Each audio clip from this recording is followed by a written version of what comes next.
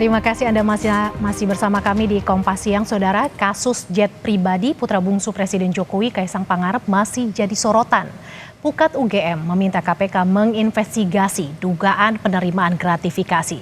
Sementara di tubuh KPK muncul dua pandangan berbeda soal gratifikasi anak Presiden Jokowi.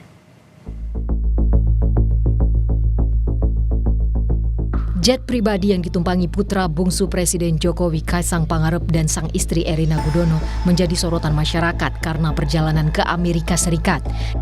Kaisang kini dilaporkan ke KPK oleh dosen UNJ Ubedillah Badrun.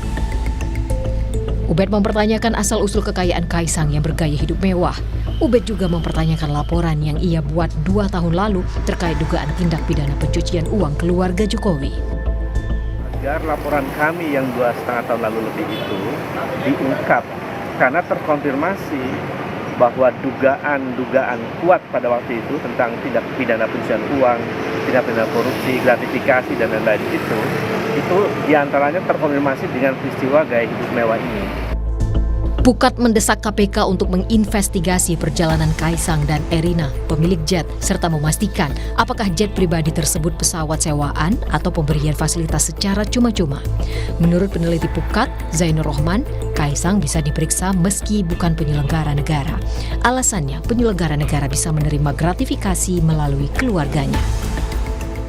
Penting bagi KPK untuk melakukan investigasi mengenai dugaan penerimaan gratifikasi yang diterima oleh Kaisang gitu ya. Nah, yang menjadi pertanyaan banyak pihak kan Kaisang ini bukan merupakan penyelenggara negara. Apakah mungkin seorang penyelenggara negara itu menerima gratifikasi?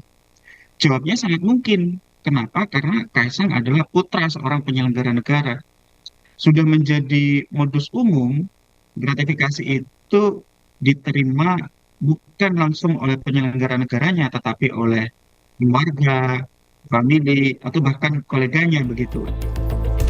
Senada dengan Pukat UGM, wadah mantan pegawai KPK juga mendesak KPK memeriksa pelesiran Kaisang dan Erina Gudono menggunakan jet pribadi ke luar negeri.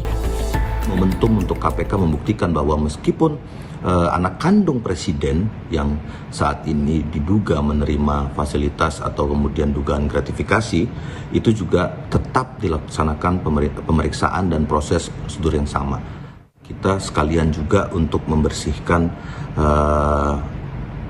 dugaan-dugaan adanya konflik of interest di dalam proses bisnis yang dibuka oleh si terduga Taipan dari Singapura tersebut. Apakah memang benar adanya konflik of interest dalam proses pembangunan bisnis maupun proses pembukaan kantornya. Sementara KPK punya dua pandangan berbeda soal dugaan gratifikasi jet pribadi putra Presiden Jokowi. Wakil Ketua KPK Alexander Marwata minta Direktur Gratifikasi mengklarifikasi jet pribadi Kaisang dan Erina.